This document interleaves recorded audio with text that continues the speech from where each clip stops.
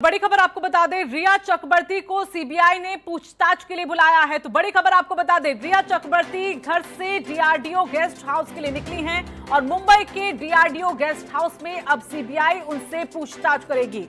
तो पूछताछ का सामना सीबीआई से अब रिया को करना होगा।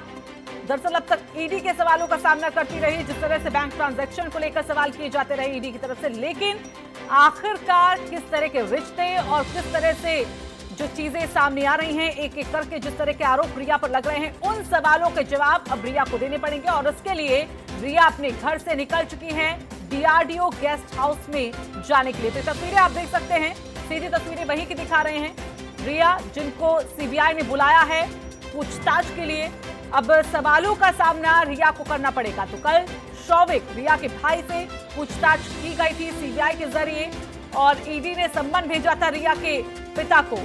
और अब आखिरकार वो दिन जब सीबीआई के सवालों का सामना रिया चक्रवर्ती को करना पड़ेगा।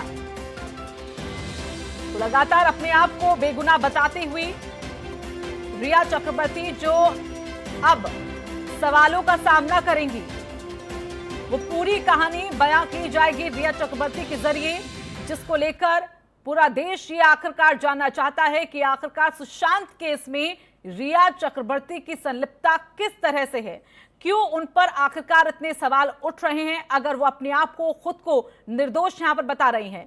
क्योंकि सुशांत के पिता ने यहां पर केस जब दर्ज कराया तो कई तरह के आरोप लगाए गए कि परिवार से बात नहीं करने दिया गया और बैंक की ट्रांजैक्शन जिस तरह से सामने आई है, 15 करोड़ महज कुछ दिनों के भीतर ही सुशांत के अकाउंट से किसी और खाते में ट्रांसफर किए गए हैं, जिनसे सुशांत का कोई ताल्लुक ही नहीं है। और इसके साथ ही ड्रग्स का रिलेशन भी यहां पर जो सामने आ रहा है, उसको लेकर भी अब और सवाल खड़े हुए।